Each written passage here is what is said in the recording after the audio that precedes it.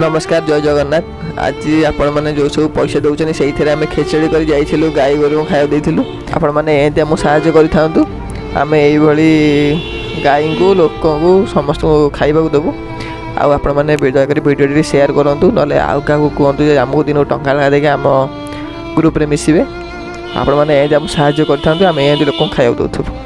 रोचे नमस्कार जय जगन्नाथ। भिडियो को शेष जाए देखूँ।